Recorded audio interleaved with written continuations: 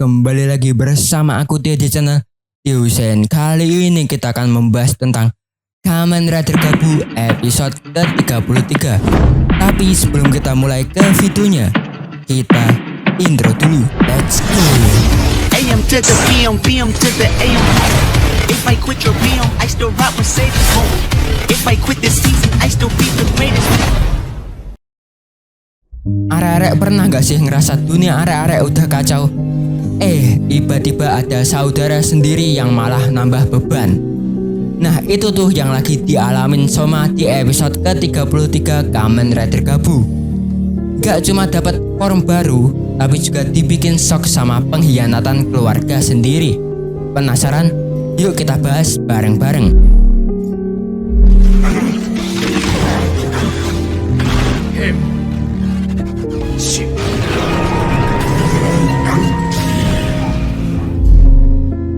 Di episode 33 yang judulnya One Hit Kill Over Gabu, kita langsung dibikin tegang sejak awal. Bang Yanto muncul di HP Pare dengan kondisi babak belur.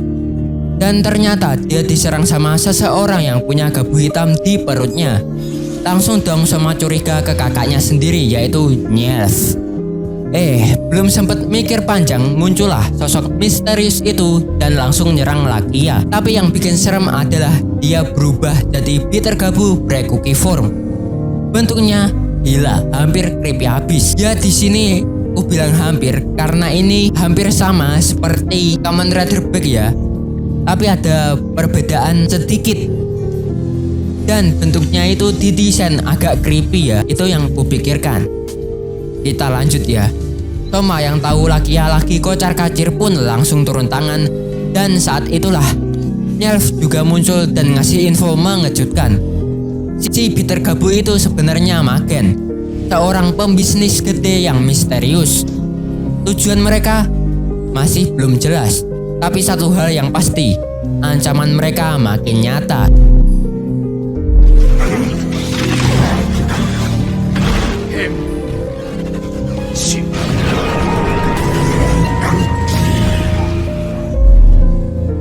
Episode ini jadi momen penting karena dua form baru diperkenalkan, Gabu Overmode dan Peter Gabu Brekuki form. Gabu Overmode adalah evolusi Soma yang bisa dia capai lewat perangkat baru, yaitu Gojipot. Perangkat ini dibuat sama pamannya sendiri, yaitu Dente ya. Gabu Overmode ini bukan cuma upgrade biasa atau final form biasa ya. Bentuk ini punya kekuatan ekstra yang bikin Soma bisa ngelawan musuh yang jauh lebih kuat dari sebelumnya. Setelah aku lihat Soma memakai form ini, gila kuat banget. Pertahanannya apalagi. Sampai tonjokan Peter Gabu ini tidak ada efeknya sama sekali. Tapi yang aku suka dari form ini adalah efek yang habis ditonjok itu kayak gel ya pak. Itu aku suka banget. Itu masih ability biasa lah atau pertahanan biasa. Kita lihat overpowernya di episode selanjutnya ya. Karena episode ini nanggung pak, nanggung, benar-benar nanggung. Cuma beberapa menit aja langsung udah tamat aja episode ini. Kita lihat di episode 34 besok ya. Apakah langsung memunculkan master mode ataupun tidak? Kita lihat aja di episode selanjutnya. Di sisi lain, Peter Gabu Brekuki adalah bentuk gelap dari Magen yang kekuatannya dipacu sama Nyelf. Kombinasi dua kekuatan baru ini langsung bikin intensitas pertarungan di episode ini meningkat drastis dan bikin kita makin penasaran sama kelanjutan ceritanya.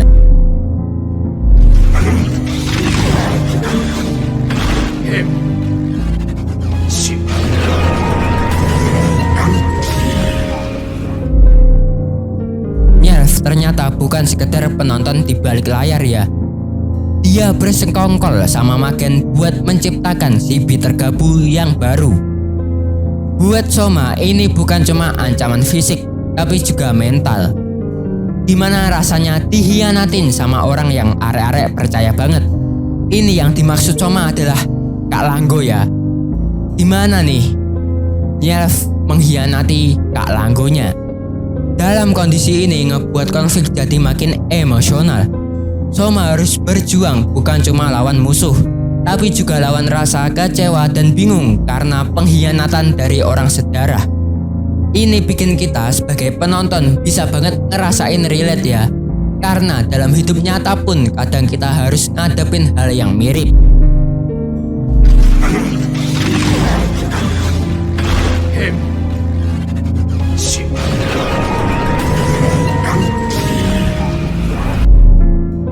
Dente akhirnya turun tangan lagi. Dia sebelumnya sempat menghilang dari semua konflik, tapi kali ini dia balik lagi bawa teknologi penting, yaitu si Gojipot. Berkat alat ini, Soma bisa unlock Gabu Overmode, yaitu final form Kamen Rider Gabu ya. Kembalinya Dente ngebuktiin kalau peran keluarga tetap penting meskipun sempat menjauh atau menghilang ya. Dente nunjukin bahwa dalam situasi genting, dukungan dari orang terdekat bisa jadi kunci buat bertahan. Peran Dente juga bikin cerita makin kuat karena kita bisa lihat di mana teknologi dan hubungan personal bisa saling berkaitan di dunia Kamen Rider.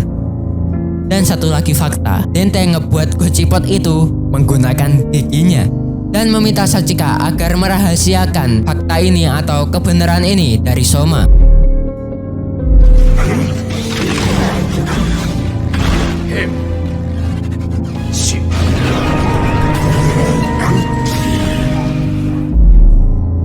Pertarungan Soma lawan Peter Gabu bukan cuma adu kekuatan, tapi juga adu prinsip. Disinilah Soma mulai sadar kalau dia juga punya sisi gelap dalam dirinya.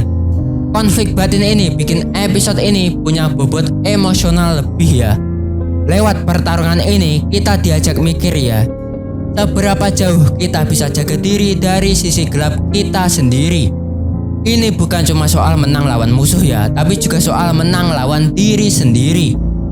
Dan ini adalah salah satu pesan paling kuat dari episode ini. Yup, itu adalah detail kecil dari episode ini. Sejauh ini gimana menurut arek-arek? Silahkan tulis di kolom komentar ya pendapat arek-arek semua. Ya tanpa banyak basa-basi lagi, mari kita ke poin-poin pentingnya.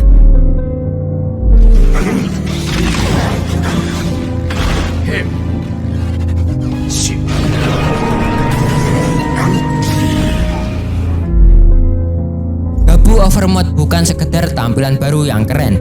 Ini simbol kalau Soma udah naik level, baik secara kekuatan maupun mentalitas sebagai rider ya.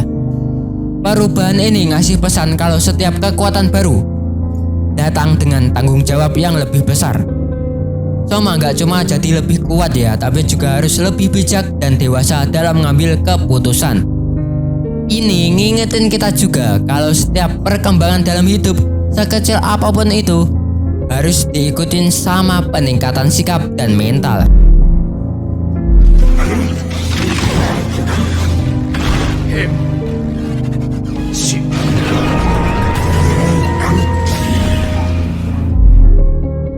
Shelf dan Magen buktiin bahwa gak semua musuh datang dari luar.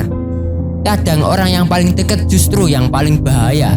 Ini jadi reminder buat kita semua buat tetap waspada. Kita nggak bisa sepenuhnya tahu niat orang, bahkan yang kita anggap keluarga sendiri. Tapi bukan berarti kita harus jadi paranoid. Cukup jaga hati dan tetap peka sama perubahan sekitar. Soma dan Langgo ngalamin sendiri gimana rasanya dikhianatin. Dan itu bikin pertarungannya jadi lebih emosional dan personal. Kenapa aku bilang Langgo juga? Karena Langgo itu juga dikhianatin sama Nyelf.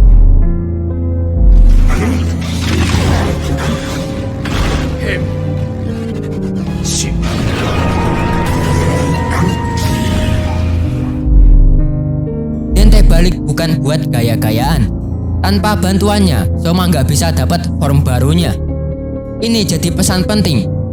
Dukungan dari orang-orang terdekat bisa jadi kunci buat ngadepin tantangan hidup. Kadang yang kita butuhin bukan cuma kekuatan atau skill, tapi kehadiran dan dorongan moral dari orang-orang yang kita percaya. Dente dan Gojipot jadi simbol bahwa keluarga punya peran penting ya. Walaupun kadang mereka baru muncul saat keadaan genting ya.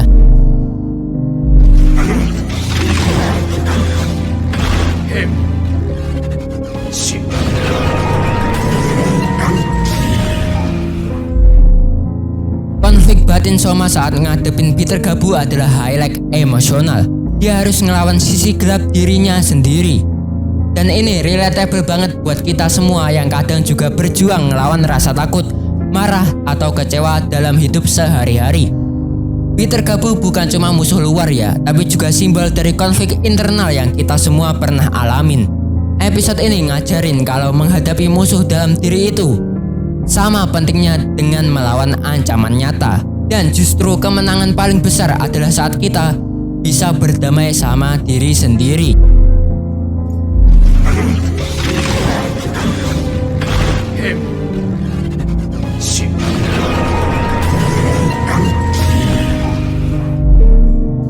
Episode ke-33 ini bisa dibilang salah satu episode paling padat di Kamen Rider Gabu ya. Mulai dari final form yang keren, drama keluarga yang bikin emosional, sampai pertarungan yang punya makna lebih dalam. Ini bukan cuma soal siapa yang lebih kuat, tapi juga soal siapa yang bisa tetap bertahan di tengah krisis kepercayaan dan konflik batin. Dan yang paling penting adalah Kamen Rider Gabu lagi-lagi ngingetin kita bahwa jadi pahlawan itu bukan soal kekuatan aja, tapi soal pilihan. Arek-arek mau tetap berpegang teguh sama kebaikan, atau arek-arek mau kalah sama sisi gelap arek-arek sendiri? Gimana nih menurut arek-arek? Apakah Nyelf benar-benar jahat, atau ada alasan tersembunyi di balik pengkhianatannya? Tulis pendapat arek-arek di kolom komentar ya. Dan satu lagi, ada kesamaan sama Frap Custom ya, si Gojipot ini, bahwa si Dente ini tidak bisa menciptakan Gojipot tanpa bantuan dari Goshizo Soma. Seperti kemarin ya, waktu Dente membuat Frastam Gear lagi. Nah, Gojipot ini harus diisi oleh Goshizo Soma agar bisa dipakai. Tapi menurutku konsep ini menarik banget karena ada ilmuwan yang buat alat atau buat item tapi tidak bisa dipakai, harus disempurnakan oleh orang lain. Itu konsep yang menarik banget. Karena kemarin itu juga bisa dibilang ya, kalau Dente cuma bisa membuat Frastam Gear aja, gak bisa membuat Goshizo seperti Nyelf. Ini juga begitu, dia membuat alatnya tapi tidak bisa dipakai. Nah, gimana nih menurut kalian konsep ide ini? Silahkan tulis di kolom komentar ya. Ya, segitu dulu untuk video kali ini. Jangan lupa subscribe agar kalian tidak ketinggalan video terbaru dari channel ini. Like kalau kalian suka, dislike kalau kalian jelek, dan share video ini. Follow aku yang ada di sini. Jangan lupa senyum hari ini. Wassalamualaikum and dah.